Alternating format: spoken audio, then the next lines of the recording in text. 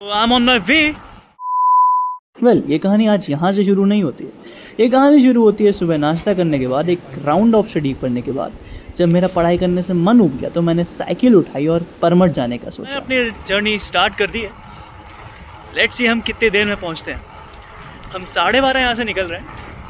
Estimated time मैं 1 घंटा लेके चलता हूँ। लेट्स सी हम इस टाइम में पहुँच पाएंगे या नहीं। पहुँच चुके हैं रावतपुर और वहाँ से पार्वती बंगले वाली रोड पकड़ चुके हैं हम।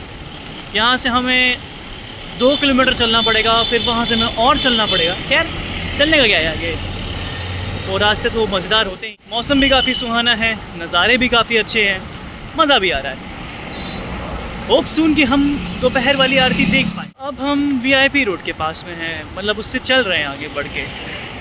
घड़ी में बज रहा है 12:50। आरती शुरू होती है शायद 1:30 बजे। होपिंग सो कि हम आरती अटेंड कर पाएँ, क्योंकि मोटिव तो हमारा यही है।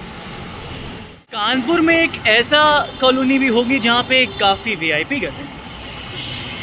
It was hard to believe but I the light is red, तो हमें रुकना पड़ेगा क्योंकि traffic rules are traffic rules. यहाँ से मंदिर कम से कम 1.5 से 2 किलोमीटर दूर होगा। हम अपनी यात्रा पूरी ही कर चुके हैं। हम एकदम मान लो कि बीच में हैं और अभी आधी रास्ता बचा हुआ है। नो वरीज, हम पूरी कर लें। ऐसा ही होना चाहिए कि जहाँ पे घूमना भी हो, पैसे भी कम लगे और तुम्हारी फिटनेस भी बनी रहे। जस्ट लाइक दिस, साइकिल से घूम के चले आओ, क्या ज़रूरत है ऑटो की। अभी कुछ लोग कहने चल रहा होगा कि अरे यार 10, 20, 50 हो जाके क्या हो जाएगा। भाई जब 10, 20, 50 बचेंगे ना, वो जुड़ के 100 बनेंगे और उन 100 के 1000 बनेंगे। और जब मेरे पास 1000 रुपये हो जाएंगे, मैं एक लंबी ट्रिप मार सकता हूँ इससे।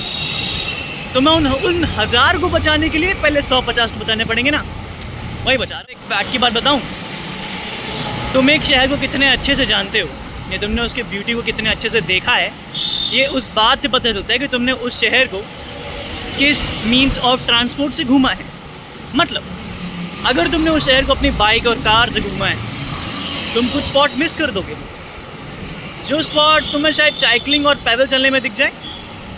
मतलब कि अगर मैं एक जगह से दूसरी जगह एरोप्लेन से जाता हूँ, द फैक्ट इज़ कि मैं जल्दी पहुँच जाऊँगा, लेकिन द पॉइंट इज़ कि मैं कुछ नज़ारे मिस कर दूँगा जो मैं ट्रेन से शायद देख पाता।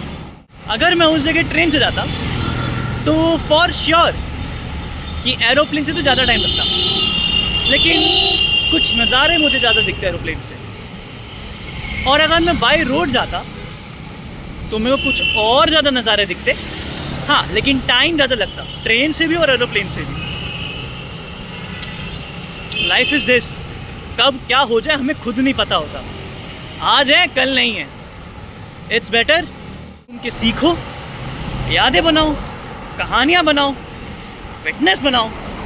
और जब कहानियाँ बन जाएं तो यार मैं तो अपने बच्चों को सुनाऊंगा। अपना तुम लोग देख। इतनी बातें करते करते फाइनली मैं इस गेट पे पहुँच गया। यहाँ से बाबा आनंदेश्वर का जो क्षेत्र है वो शुरू हो जाता है। एंटर करते ही ना भाई, एक अलग ही लेवल की शांति मुझे महसूस होने लगी है। जितनी भी तब तक थकावट हो रही थी वो सब खत्म हो गई है और वो अब एक्साइटमेंट बदल गई है, क्योंकि हमारे पास अभी oh my god we have 25 minutes सुकून कि हम अब दोपहर की आरती ज़रूर देख पाएंगे। ये है मंदिर का मेन गेट। यहाँ से एंटर करते ही हमें कुछ छोटी सी मार्केट दिखती है। बस थोड़ी देर में यहाँ पे आरती शुरू होने वाली है और हम एकदम सही टाइम पे पहुँचे हैं, एकदम सही टाइम। आरती शुरू होने से पहले बाबा का श्रृंगार किया जाता है और इस 1:30 बजे वाली आरती को कहते हैं भोग आरती। और ऐसे नगाड़ों के साथ जब आरती शुरू होती है, ये मेरे मन को मानो कह रही होती कि हे पार्थ, अब रणभूमि में अगर जीतना है तो पहले मनुभूमि युद्ध जीतो। आरती खत्म होने के बाद इस स्पेशल मुद्रा में ये लोग प्रार्थना करते हैं और अन्नपूर्णेश्वरी स्तोत्र पढ़ते हैं। मैं भीड़ में खड़ा होकर वो शक्ति महसूस कर रहा होता हूँ और आरती खत्म होते ही द्वार खुल जाते हैं और सब लोग जल चढ़ाने के लिए अंदर चले जाते हैं। और इसी भीड़ भाड़ की धक्का मुक्की में आगे बढ़ते बढ़ते मैं भी फाइनली दर्शन कर पाता हूँ और जल चढ़ा पाता हूँ और बाबा से प्रार्थना करता हूँ। फिर मंदिर के एक कोने में बैठ के ध्यान लगाता हूँ। फिर घाट पे बैठ के मैं पता नहीं क्या, लेकिन कुछ तो मनन कर रहा होता हूँ। शायद अपने दुखों को बाबा को बता रहा होता हूँ और माँ गंगा की ये शांति को देख के डर रहा होता हूँ। डर इसलिए क्योंकि जो नदी जितनी शांत दिखती है वो उतनी ही गहरी होती है। जितनी गहरी नदी उतना ज़्यादा खतरा। शायद ऐसा इंसानों में भी होता है कि जो इंसान बहुत शांत होता है वो बहुत गहराई लिए बैठा होता है, ख़तरनाक भी हो सकता है वो।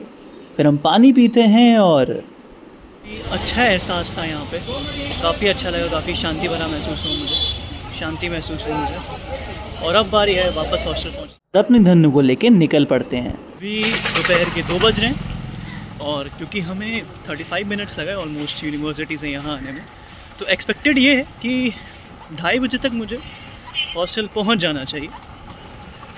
लेट्स सी, क्योंकि एक्साइटमेंट लेके आया था मन में और शांति लेके वापस जा रहा हूँ। थोड़ी सी धूप है लेकिन रास्ता अच्छा है और इनफैक्ट यस, तुम्हारे साथ आरजे अच्छा है तो मज़ा तो आएगा। जब भी तुम किसी डिवाइन जगह जाओ, जब भी तुम किसी मंदिर जाओ या गुरुद्वारा जाओ या चर्च जाओ या मस्जिद जाओ, डिपेंड ऑन योर चॉइस। जब तुम्हारी ये आत्मा उस परमात्मा से मिलती है ना, फिर तुम्हारी इस आत्मा को जो तृप्ति मिलती है ना भाई, जो सुकून मिलता है, वो तुम्हें कहीं नहीं मिलने वाला। एग्जैक्टली ऐसी ही फीलिंग हो रही है मुझे। रास्ता थोड़ा लंबा था इसलिए गाना सुनते सुनते हम आगे बढ़ते हैं। ये नज़ारे हरियाली की तो क्या ही बात थी। चलते चलते हम फाइनली यूनिवर्सिटी पहुंच ही जाते हैं।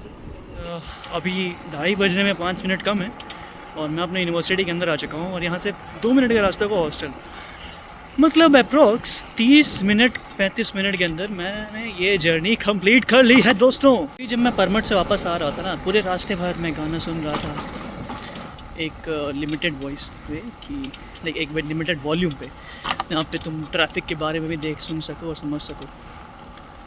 बट मन में एक ही बात चल रही थी, में बात ये चल रही थी कि अब बहुत हो गया डिस्ट्रैक्शन, बहुत हो गया जो हमारे साथ होना था दुख, उस पर रोना। It's time to come back. It's time कि तुम अपने वर्जन से बेस्ट वर्जन निकल कर आओ। इट्स टाइम कि दुखों पे रोना नहीं है। दुख की क्रोनोलॉजी ये है ना कि भगवान दुख उसी को देते हैं जिन्हें लगता है कि ही इज़ द वॉरियर। और वॉरियर सीरीज़ की शुरुआत में मैंने कहा था कि हम इस 90 डेज़ के ट्रांसफॉर्मेशन सीरीज़ में जब 90 दिन पे पहुंचेंगे, mindset, emotionally, physically, mentally, socially हम वॉरियर बन चुके होंगे। हमसे टेस्ट ले रहे हैं तो हम टॉप कर लेते हैं कि ट्रांसफॉर्मेशन सीरीज़ के बाद हम जो तब होंगे वो आज नहीं है, और जो आज हैं तब नहीं होंगे। तो अपने ब्लॉग को यहीं ख़त्म करता हूँ। आई होप तुम्हें ये वीडियो बहुत अच्छी लगी, और अगर अच्छी लगी हो तो यार तुम इससे इंस्पायर हो जाओ, भले ही लाइक कमेंट शेयर करो ना करो, साइकिल उठाओ और कहीं तो निकल जाओ घूमने, क्योंकि नेचर तुम्हें बहुत कुछ सिखाता है। नेचर से जुड़ के सीखो, नेचर के साथ सीखो। Till then stay tune, bye bye, Har Har Mahadev.